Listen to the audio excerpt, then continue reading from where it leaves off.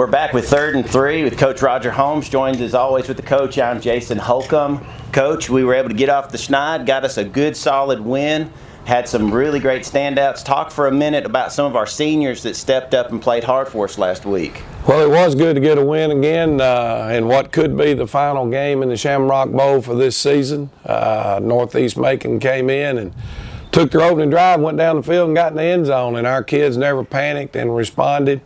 You know, I told our guys before the game a story about an old coach that played in his senior game a few years ago, and the thing that stood out to me more about that game than anything else was we had 5 different seniors score points or a touchdown in that game, and one of them was even a defensive lineman who had never scored a game, a time in his career, and picked up a fumble, ran it back for a touchdown. And so the other night we go into the game, and it was kind of neat. Ramon Pittman had a touchdown. Israel Phillips had a touchdown. Tough, by the way. He was a tough player that night. No doubt. He had a really good night. Our wide receiver, Holden Baisden, had a touchdown. Shucks, I'm trying to think now. We had our extra points and PATs were kicked by both senior kickers on the night. Tone Lee had one, as well as Bryce Watson.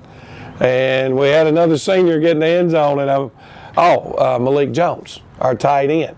So at the end of the night, I think we had 7 seniors.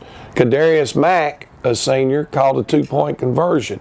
So we had 7 seniors score points the other night, and that's kind of special on senior night, really, to get out with a win, but have so many different seniors contribute with point score. But obviously they could not have made that happen without the other seniors on the football team blocking and giving them opportunities to do those things. Yeah, it was a really special night. Got to honor all of the seniors, both on the field. We also honored our band and our cheer squad. Also honored all of our Platinum seniors during an announcement during halftime. So want to recognize all those folks and thank them for all the hard effort. And Coach, now we're into a weird space. You don't normally get a bye week this late in the game.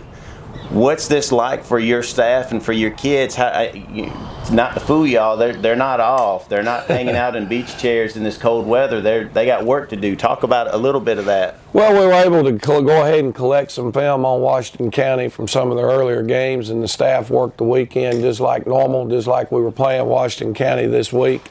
We've altered our practice plan somewhat. We've tried to back down on the amount of time that we're actually on the field.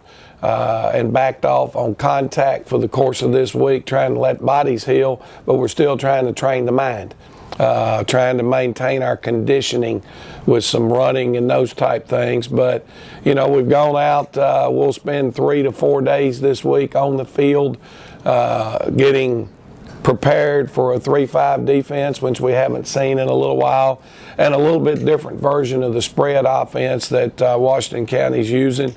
Although they're in the spread, they're still a very physical, hard-nosed, run-it-right-at-you type football team. So trying to train the mind, recover the body, and still keep our conditioning where it needs to be. And then on Friday night, get out on the road and get a look at some upcoming opponents and see where we can go from here. You and I were talking a little bit before we got ready to film this. It's kind of a tough situation. It's a little bit unique.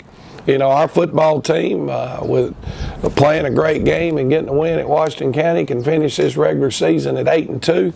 And I'll guarantee you there's not another team in the state of Georgia that could be 8-2 and a number 4 seed going into the state playoffs. But that very well could happen, and it will bring a tremendous challenge to us. As if we finish 4, we'll end up going to Fitzgerald to play what many have ranked as the number 1 team in the state, consensus number 1 or number 2. But we'll cross that bridge when we get there, and right now we're just excited about the opportunity to prepare and get ready to go play Washington County, the region champions. If they beat Northeast this week, they're locked in as a region champ even before our game. So it'll be a great challenge for us. We appreciate our fans being out last week for sure, and look forward to following this football team the rest of the year. Well, I don't want to jinx anything, but there was a team that went down to Fitzgerald several years ago and was considered to be in a tough tough task, and they ended up beating that team, and they won a couple more games and got to the Georgia Dome. So I want to make sure that keep things in perspective. But we'll talk some more Washington County next week. We want to thank you, as always, for taking time out of your day to watch this. This has been 3rd and 3 with Coach Roger Holmes.